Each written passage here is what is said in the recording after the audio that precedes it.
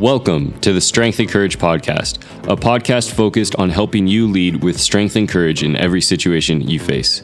The Strength and Courage podcast is hosted by Ben Thomas and Hassan Kibirango. The Strength and Courage podcast is brought to you by our sponsor, Be to the World. Be to the World focuses on bringing fullness of life to the future of every child impacted by war. Stand with the millions of children in countries recovering from war so they can receive a transformative education. Start your journey as a Be to the World ambassador by making a monthly donation at www.betotheworld.org/donate. And now to Ben and Hassan for today's episode.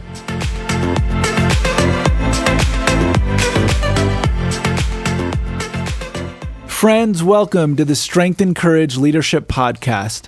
I'm your host, Ben Thomas, and I'm here today with Hassan Kibirango. I'm so thankful that we have launched Season 2, and I'm so excited today to bring Episode 14 to you on the topic of trust. How do you build trust as a leader? And Hassan, I can't wait to hear your insights on this, as you've been one that's worked with leaders, built different companies, worked consulting different companies, and I'm sure in your work you've seen this as one of the root issues affecting performance and affecting leadership as well. So really excited to lean in with you today. So first, tell me a little bit, Hassan, how have you seen, give me some examples of where you've seen trust play out, either positively or negatively, in some of the leadership situations you've stepped into. First of all, in my own leadership, I've been privileged to lead organizations, but also teams. And I have realized that it's depending on how somebody, for the lack of a better word, the baggage somebody comes into an organization with, if they grew up not trusting people because of either abuse or whatever, they will bring that mistrust into the organization. And mistrust always affects productivity. It always affects, growth, because people are hiding things. They're hiding things because they fear to be reprimanded, because of the way leaders have dealt with certain situations and how they've either punished mistakes or reprimanded people. So people hold back. So the issue of trust is something I've experienced.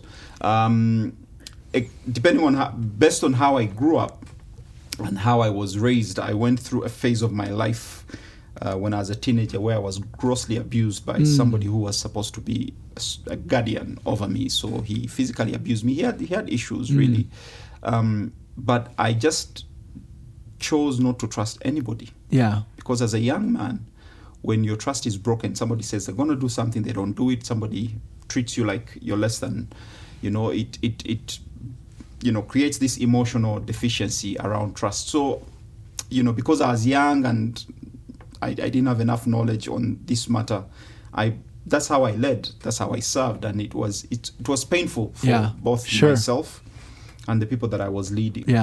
So this idea of trust became an interest for me the more I grew up as a leader, but then the more I served other leaders, like in the consultancies that we do. Really, one of the reasons that organizations bring us in is when people are fighting. Teams are not working well together. People don't trust the leader doesn't trust the team. And sometimes they don't even know that the issue is trust. It's until we peel back and we find that at the very root, trust is the issue. One of my favorite books is a book by Patrick Lencioni, The 5 Dysfunctions of a Team. And he speaks through these dysfunctions as a pyramid. When you're building a pyramid, for a pyramid to last long, it's the longest lasting architectural structure in history is the pyramids. And he uses the same idea, but for a company. And he says, for a company to struggle, to perform very poorly, really at the best there is the absence of trust. It's the very foundation of anything. So, and he said, when there's mistrust, people can't have healthy conflict. When there's a lack of having a healthy conflict, you cannot hold people accountable. And then it obviously always affects the results. It always affects the results. So for me, I think it's important for leaders to look at this idea and saying, how do I build it if it doesn't exist? Yeah. If I am the cause of it, what do I need to unlearn as a leader? Yeah. What do I need to read into? Who do I need to see as a coach or a mentor or fellow leader to help me navigate this idea of mistrust? Because if we don't deal with it, then it affects the organization. Yeah. Stephen Covey wrote a book, The Speed of Trust. Yes. And he defines trust as the firm belief in the reliability, truth, and ability or strength of someone or something. So there's a firm belief. Say that again. All right. It's I have a firm belief that I can rely on somebody because somebody is truthful, because somebody is able to do what they're able to do, and they have the strength to do it. So really, when you look at trust is the building of credibility around the team. Yeah. And the team needs to know that from a leader. And once there is trust, and I know it's not easy to build trust, once there is trust, then the organization begins to take an upward trend that will always bewilder your wildest imagination. It grows. People are happy to come to work. People perform. Yeah. And people are fully aware that, when I make a mistake, which will happen a lot, I know the process through which my leader will help me avert this mistake. Sure. Because he trusts me, I trust him. Yeah. Wow, that's great. So there's so much to unpack there. But let's start with some of the basics. Sure. Which for me is, as a leader, what's the importance of building trust with those that you lead? You're leading human beings, and human beings are prone to making mistakes, just like you are prone to making mistakes. The reason why building trust is important is it speaks into building a healthy organization. And there is really no point of building a high revenue, profitable organization where the people who are part of building that profitability or that growth are toxic. There's this thing of toxicity where people do not trust each other. There's really a lot of mistrust. There's this pain. Yeah, it's absolutely not. It's unbecoming, and it should be at the back of every leader's mind that for me to build a healthy organization is I need to build a healthy team, and in order to build a healthy team is I need to cultivate this ethic of trust in the team. Yeah, because health trumps anything else in the organization. There is no leader who would want to walk a journey with people who are hurting. I mean, even those that do, I believe there's a sense of humanity in there. They just don't know how to apply themselves to it. And people are going to spend most of their working days with you as a leader in the organization. Leaders hate turnover. I mean, people leaving the organization. Somebody said that people don't leave organizations, people leave leaders. You've heard of that expression. And really the reason they do is again because of a lack of trust in there. And it costs the organization more when there is high turnover, really because of a lack of ties. So there are really many reasons why it's important to build trust. Yeah. Now, let me ask you this, and everything you're saying is spot on so far from my experience of leadership. Trust is hard to build. Absolutely. Right? And it's really interesting because, I think for me, when I think of trust, the image that first comes to mind is not employer-employee. Yes. It's husband and wife, parent and child, right? And so you're taking those principles into an organizational setting where, I mean, I have referred to the companies that I've led as families. Sure. But the reality is we're not a family. Yeah. Right? There's contractual benefits that are present in an employer-employee relationship that are not present in a family relationship. So true. Why is it difficult to build trust? Wow. In my own experience and the experience of my leadership, I have realized that why it's difficult because it requires vulnerability. It requires being an open book. Yeah. It requires sharing your failings, your weaknesses. It requires a part of leadership that many leaders don't want the people they lead to see. Yeah.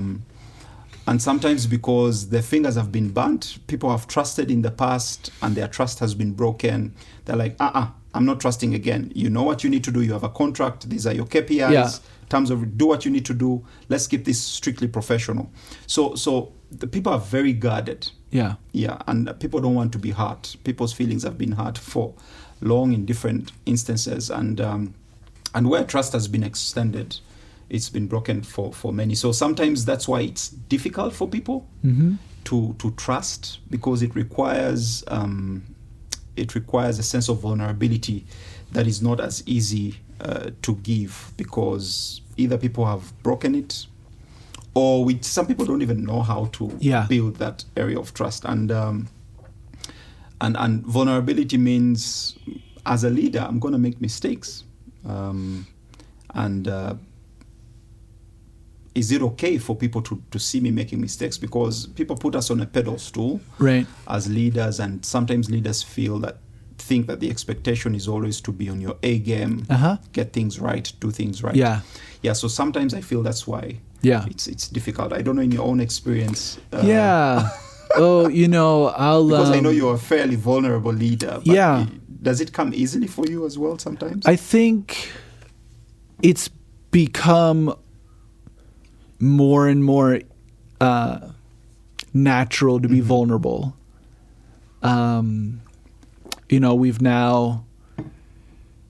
We're 8 years into building this Kicks school and organization and team, and I wasn't the founder of Kicks, but I think most people would say that Kicks has had a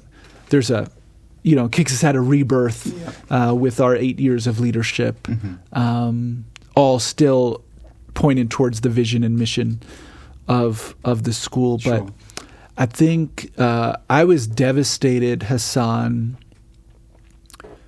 March 2020, we had just finished a staff culture survey. And it was our second or third time doing a staff culture survey. And I knew we had taken hits. We had different leaders that were leading differently. So it was March 12th, Thursday, 2020. And I shared the results of the survey with our leadership team that morning and apologized to them.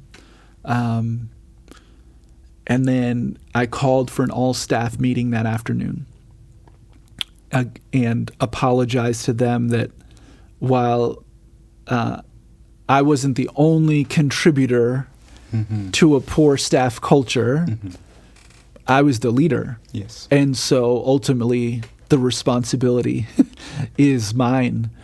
And so that was Thursday, March 12th, I believe. Friday, March 13th was the last day we were in person. Wow. Because Saturday was the first case here in Rwanda of COVID-19. Yes, March 14th. Yes, I remember. And so I said, hey, we're going to take time during, we've got a few days that a conference was scheduled that had just gotten canceled. In a few weeks, we were going to dive in together on all of these aspects. Well, I was very vulnerable about all the missteps I had made, with the hope that we would all take 2 weeks to reflect, come to these 2 or 3 days at the end of March and work on how we build our staff culture together. Well, March 14th, the world changed for us, didn't it? We entered a lockdown. Yeah. And so I actually just Friday, we had an all-staff meeting for a staff celebration. And we've had different transitions of leadership in that time. And I'm interviewing for some new principals, and I've got some internal candidates, and that the topic that they don't address almost 2 years later is staff culture, like being unhealthy. Wow. It's they would say, in their experience, our staff culture is warm, it's receptive, leadership, trust between leadership and staff is high. So that didn't come overnight. Do right? you feel, though, Benjamin, that that day, March 13th, was it? 12th, I think, yeah. Just standing up there and saying, hey, you know what? We screwed up. Yeah. We and I take responsibility. Do you think that broke some barriers into beginning to rebuild this culture of trust? I hope so. Right? I'm not. I would like to think so. I would think so. Yeah. I wasn't defensive. Yes. I was heartbroken, Hassan. Yeah. Heartbroken. I was in tears that what we had built, some staff, or even more than some staff, were experiencing as unhealthy, as like an unhealthy workplace. And so yeah, we've been uber intentional all of last school year. I mean, everything was about staff culture. And when I started this school year with our leadership team, I said, I don't want us to say the word staff culture once this year. We know what we need to do. We've corrected the X's and O's. Now just go out. Let's go out and do it. Wow.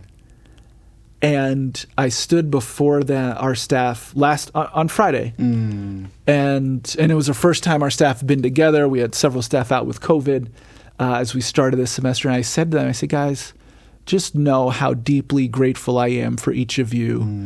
When I see us, I see like we are operating out of a healthy place. I can't wait for this year's staff culture survey because I believe those areas that we had broken trust, and there were some basic things that I had done with some contracts and things like that I didn't realize the impact of. I think one of the things crisis does, it gives you the opportunity to show care. And I think showing care helps build trust. Absolutely. So for us, it wasn't about it was about rebuilding trust, not just building trust from scratch. It's one thing if you're a new leader, but it's another thing if you've broken the trust, how you rebuild it. So for us, it's been being vulnerable, being deliberate, owning what you need to own. I mean, what you're saying there is absolutely foundational for building or rebuilding trust. It always starts with a leader.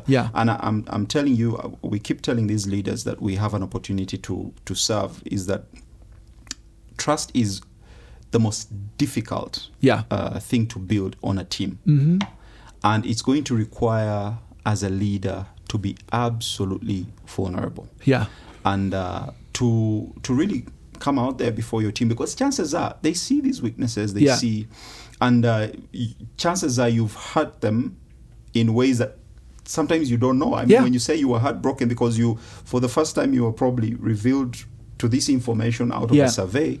And you're like, oh, no, I didn't intend to do this. No, my goal was this, but that's not what they see. So coming out and being vulnerable as a leader, Patrick Lencioni calls it vulnerability-based trust. And it's the best way to build trust is from a place of vulnerability. And one of the things that are important for us to think about as leaders, as we build or rebuild this ethic of trust, is there are certain things that we need to begin doing. We need to begin. One of the things that kills trust, is a trust killer, is not righting wrongs when they happen. Because you again, depending on the personality of the leader, some leaders get political about certain things. Something wrong has happened. It has affected people. People are waiting to see what are you going to do about it. So being able to right wrongs is one of those things that are important immediately. Immediately you do it. People know, okay, this has been dealt with. But when issues happen and they're not dealt with by the leader over a long period of time, that can be a trust killer. Yeah. And one of the things that a lack of trust does it slows the progress of the organization. Yeah, absolutely. Yeah, and in the book The Speed of Trust, Stephen Covey talks about how he gave these two examples of FedEx. Says FedEx ship hundreds of thousands of products every single day because people have built trust in them. Like if I order something, I say they'll have it at my door the following day. So it has increased speed and revenue and growth for the organization. And then he gave a parallel to it where there was a lack of trust. 2011, 2001, 9/11. Yeah. When, the Twin Towers in New York were hit, the level of trust globally went down. So what airports did is they increased their security. It takes longer to get through a security system. And people actually pay on your ticket. There is what they call a security tax. Yeah.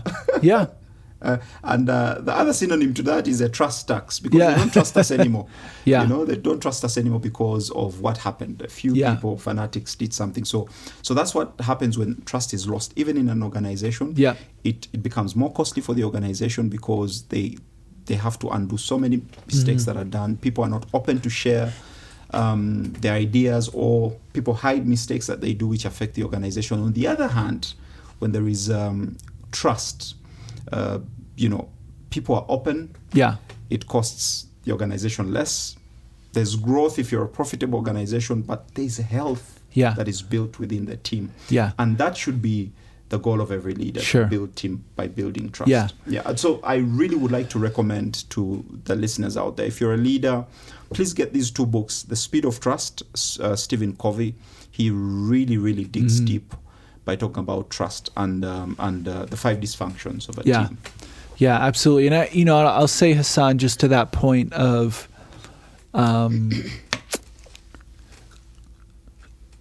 in the sports language, like leaders call fouls, right? If something's wrong, you've got to call it and say it.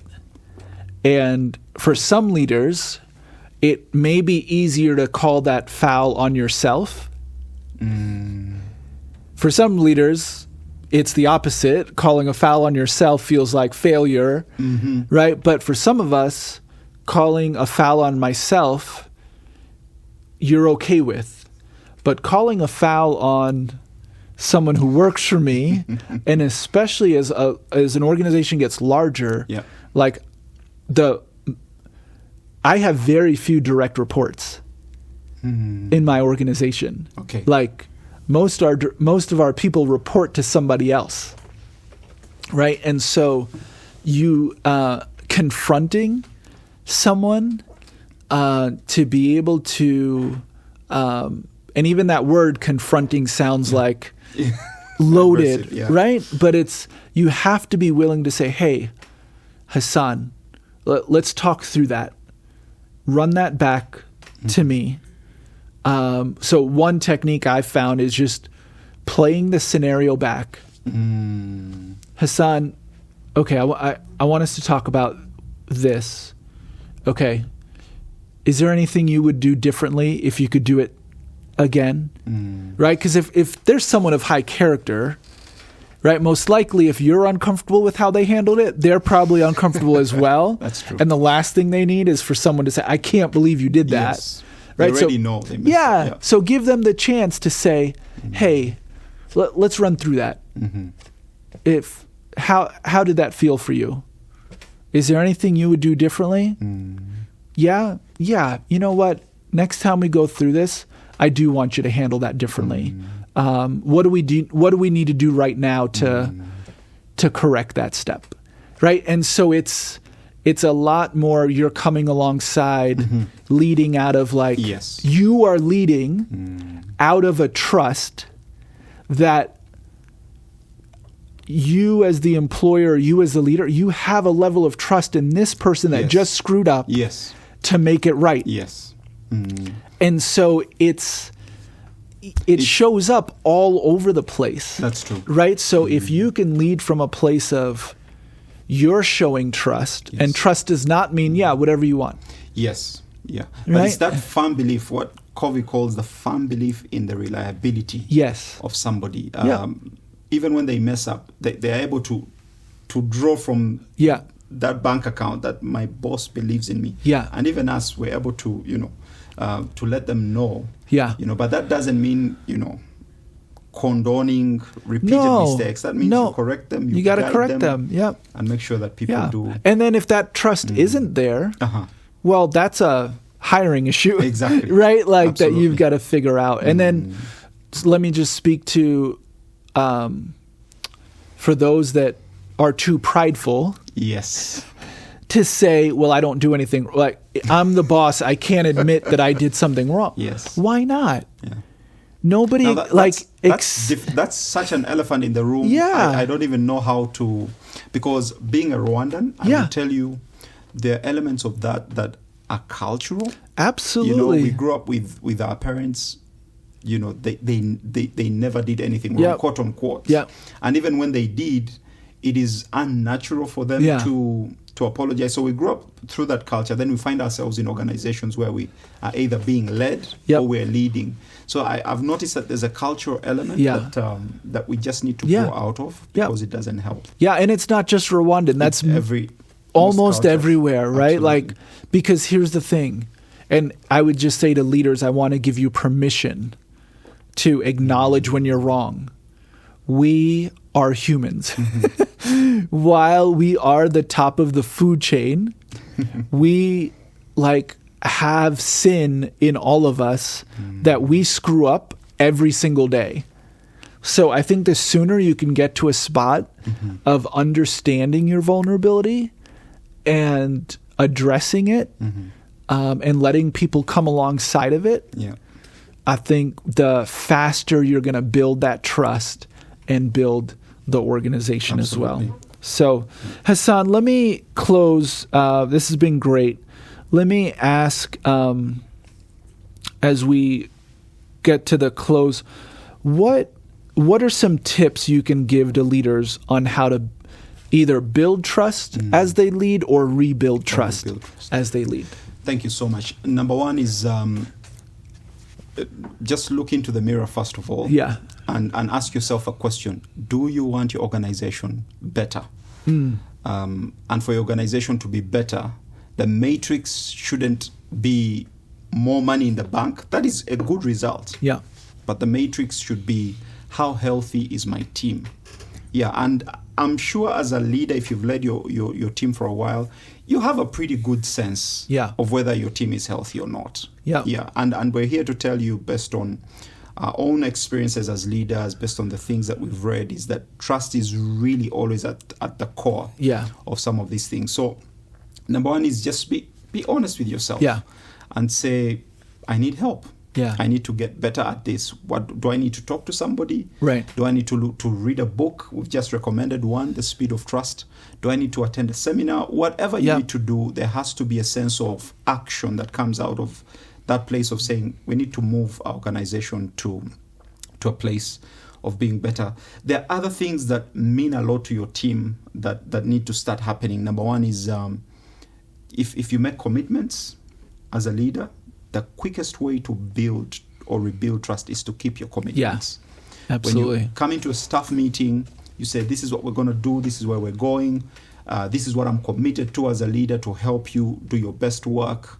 I have an open door policy. We motivate our team with all these amazing things, but along the way, a few leaders get off track on some of the commitments that they make. There's no quicker way to destroy trust than not to keep your commitments as a leader. So it's absolutely important. And the other one that I'll probably share, there are many more, is extend trust. You have to be able to give what you want to expect. If you want people to be trustworthy, people need to know that you are betting on the fact that they can be trustworthy. We cannot withhold trust just because in your previous organization people broke your trust, or in your life growing up people broke your trust. We have to be able to know that people can change, people can become trustworthy.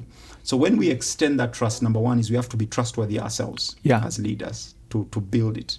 So the commitments I talked about, you have to keep them to yourself first, then the team. Then also extend trust, which is exactly what you spoke into. When somebody makes a mistake, walk them through that mistake. Ask them how they would have done things differently, and make your expectations clear. Yeah. And people need to know that when they make a mistake, they're not going to be fired for it. Yep. If it's really not, they're one of those that are really inexcusable. Yeah. But really, in your good judgment, you're like, okay, this one, we can correct it, and that will build or rebuild trust. So I feel, Ben, that the biggest work has to be done by the leader on this one. Absolutely. Yeah. Absolutely. Yeah, I think for us as leaders, this is not something that you can delegate to somebody else. Like, the speed of trust in the organization will be as deep and as far reaching as the speed of trust with the leader. Yeah. Absolutely. Well, Hassan, thanks so much. This has been really great. And I know our listeners will really enjoy. Let me, maybe as we wrap up, just say what's the role of strength and courage in building trust in an organization and building trust for a leader? Yeah. First of all, I believe it takes a tremendous amount of strength and courage to be a trusted leader, but also to build trust. It doesn't come easy. We know that you have to share a lot of your own deficiencies. You have to be real, and that takes strength and courage. And that's why we are very much hinged to this very idea, is that you need to be strong and courageous in every way. Being strong and courageous to say, I don't know it all, I need help. That is not, it's not weakness, right? But it takes strength and courage. I don't know if it resonates with you as Absolutely. well. Yeah. I think going back to the example I shared, I think while the timing of March 12th in the history of the world was very significant, I think will probably mark one of the deepest points of impact on my leadership journey overall. Not because 2 days later we stepped into the worldwide pandemic of COVID-19, but because I had to realize some things were broken. Some things were broken. And how do we rebuild it? Wow. Right? And so here we are almost 2 years later. And I do feel like we're in a better place. And, we did a survey last year and we improved significantly. But I can't wait to see what the survey is this year. Wow. To really, I feel like now we're talking about sustained growth in terms of trust. So I think to our leaders out there, let me just encourage you to really be intentional about these principles of building trust, showing up, being vulnerable, owning what you need to own. As Hassan recommended, I highly recommend The Speed of Trust by Stephen Covey and The 5 Dysfunctions of a Team by Patrick Lencioni as well. Hassan, thanks so much for sharing your insights. Sure. Always great to learn with you and from you. And leaders that are listening, thanks so much for spending time with us. It means the world to Hassan and I. We'd love it if you would share this with your friends as we continue to grow this podcast. We do this for those that are listening. And so please feel free to like us, subscribe to us, and share this with your friends as well. And look forward to episode 15, which will be out next week as well. Have a great week and lead with strength and courage, because someone here needs you to. We hope you enjoyed today's episode. Thanks for joining us today on the Strength and Courage podcast. Please share this episode with your friends and tag us on social media. Ben and Hassan are active across Twitter, Instagram, Facebook, and LinkedIn. You could follow Ben on Twitter and Instagram at Dr. Ben P. Thomas. You could follow Hassan on Twitter at Kibirango. Send us your questions via Twitter and we'll get back to you. Thanks to our sponsors at Be to the World. Visit www.betotheworld.org/donate to become a Be to the World ambassador today. Until next time, lead with strength and courage, because at least one person in this world needs you to.